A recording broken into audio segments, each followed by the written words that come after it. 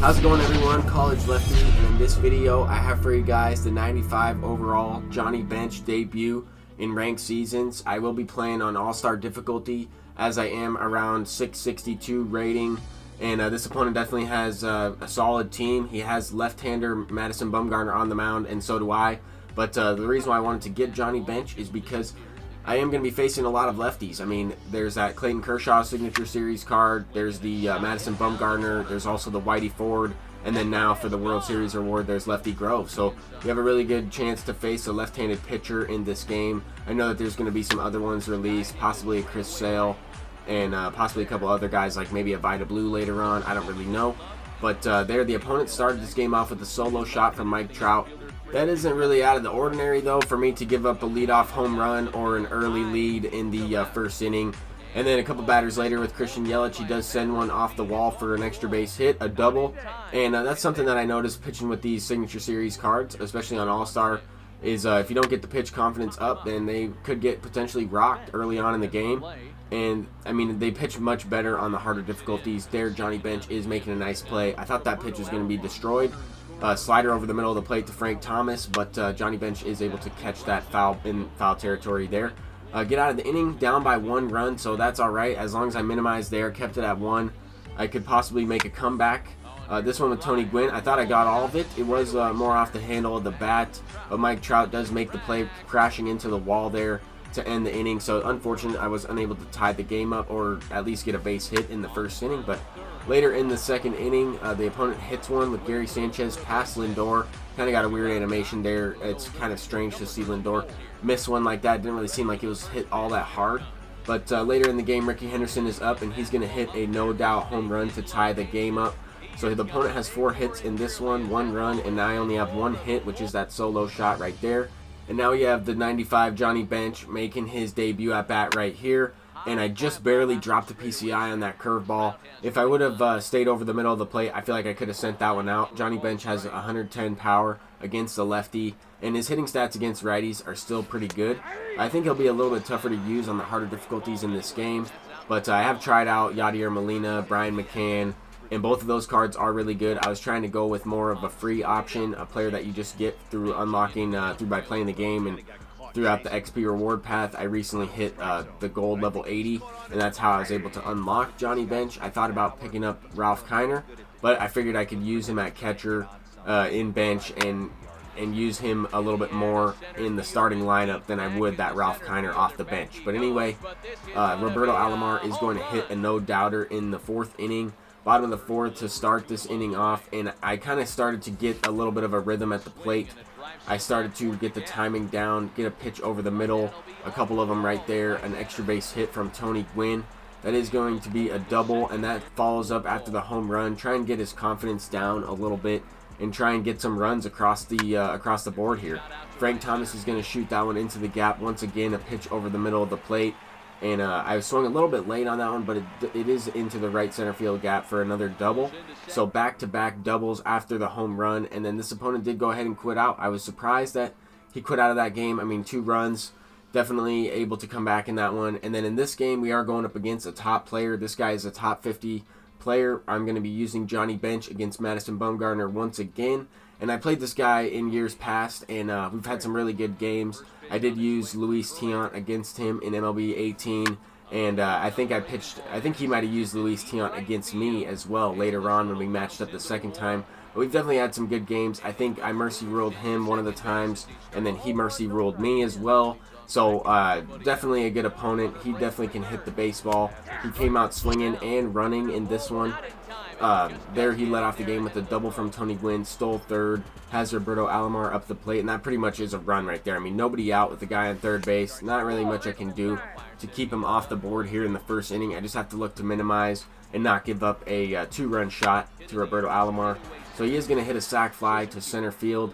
Ichiro's not going to be able to throw him out. I mean, 98 arm strength with 89 speed running home. That's going to be too deep. It is a pretty close play at the plate. I mean, he got it in rather quickly, but still not enough arm strength there. I don't think even 100 would have got him. But later in the inning, Willie Mays is shooting one through the 6 hole there, just past the shortstop. I'm pretty close to unlocking the 88 diamond created player at shortstop for contact focus. That's going to be a really good card for me. But this opponent hit a ground rule double with Duke Snider and then manufactured another run there with Frank Thomas. Goes up 2 runs in the first inning, and now I'm really just looking to kind of get one back, try and match what he did. I started this game off with a nice double from Ichiro, and that's going to be a great start to this inning. However, I did mess up on the base pass. I did hit a ground ball that I thought was through the shortstop, and got back picked with Ichiro, unable to score. Following up that inning, he hits another solo shot, so I'm going to go down 3 runs in this one. Not the best way to start this one off, but I'm looking to just try and square the ball up, do the best I can, and try and make a comeback in this game. I know that this opponent's going to hit. I kind of got away with that slider over the middle of the plate from Verlander to Pudge, as he does fly it out to Ichiro in center field. Definitely got too much of the plate. But now we have Frank Thomas up. I swung a little bit late on that one, just caught it at the very last second. Kind of in the swing feedback, it was kind of in the greenish yellow area, just late area. And this one I thought I got all of it. I thought I was going to hit a home run here, but Willie Mays tracks it down. I guess I kind of got it off the handle of the bat. It was tough to tell on the feedback there, but Johnny Bench is making another at-bat right here, and I have not gotten on base with him yet. Rogers Hornsby is going to make a nice play from shortstop. What a nice play there. I mean, he makes a sliding stop, throws Bench out from a knee, and I hit it hard, so that's all I can really ask for.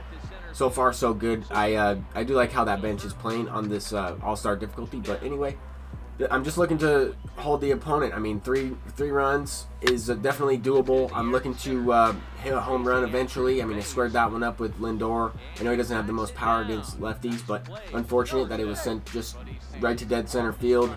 You want to try to avoid hitting the ball to center field. You really want to pull the ball and hit it with opposite field power as well. Some guys in this game, you can go the other way with it. But there, Ichiro is cashing in the first run of the game, and he advances to third base on that error. So it makes it a 3-1 game, and I was unable to score Ichiro. But later on in another inning, I did have an opportunity to score another run, or at least tie the game up with Ricky Henderson. I thought I scored that one up as well, but hit it out to right field. He does make the play. And here's Bench up once again. He's going to hit a just late ball. That's a laser beam down the right field line. That is going to be a single. He got the ball in quickly. I wasn't going to be able to get to second, but I did advance to third with Frank Thomas. Now we have Pablo Sanchez up and a chance to really cash in some more runs. And I lined out to right field. Not much I can do. This opponent went ahead and broke the game open in the next inning. He had a couple runs already scored. I think 3 runs scored, and then he hit a 3-run shot with Wade Boggs, all with 2 outs. Definitely hurts with 2 outs. If I would have been able to minimize in that inning, I wouldn't be down 9-1 in this one. But at the same time, I was hitting the baseball as well. I mean, he has 10 hits and 9 runs scored. I have 7 hits and 1 run scored. Just was unable to get that big hit. I mean, obviously messing up in the first inning with Ichiro and getting doubled up on a ground ball was stupid, and that might have affected the confidence a little bit, but I'm still squaring these balls up, and I just wasn't getting rewarded in this game. Sometimes that's how it can go, but I did want to include this gameplay because Johnny Bench is making his debut. He does hit a nice no-doubter there, and did hit pretty well for me in this video. I mean, so far he's 2 for 4 with the homer and a double. Definitely a solid catcher overall. I do think that he's going to be a good budget catcher, especially if you play most of your games on All-Star or Hall of Fame difficulty. He's going to be very usable for you, and that's a lot of the times when I see the opponents use him against me, it's on those difficulties. There wasn't really anything I could do about this hit from Rogers Hornsby right here. I just kind of just fielded the ball with Tony Gwynn. I wasn't really going to move. I was going to throw it in if he was trying to advance, but when hits like that are falling and I'm over here hitting the ball well, I know that this opponent was hitting the ball well. He's an extremely good player. It just seemed like those little things were going against me. It makes it extremely tough to come back in these games. But at this point, I was just looking to put together some good at-bats. If I don't come back, I don't come back. I'll take the L and move on. But I'm looking to hit some good pitches. That one was a great slider on the outside corner. And just when I got a base hit, I hit into a double play. So not really anything going in my favor in this game, and I also didn't capitalize on some opportunities, but I have hit the baseball, just was missing a couple big hits in this game. This opponent's going to go ahead and score another run, as he did get a guy to third base with 1 out there. Was able to manufacture him in, making it a 10-2 game. definitely a good game all around. I would have liked to put up a few more runs. But this at bat, I'm facing Raleigh Fingers with Johnny Bench. Definitely a solid right-handed relief pitcher. And he does get me to ground out to second base. I swung at the first pitch there. I was pretty much over with this game. I mean, chances of me coming back would have been very slim. He does get the win there. I felt like I was hitting the ball all right. I felt like at times I was just missing it. And I needed to be more locked in order to win that game. Thank you guys so much for watching. I'm College Lefty, and if you enjoyed this video, please leave a thumbs up and subscribe if you are new. And I'll see you guys in the next one. Peace out.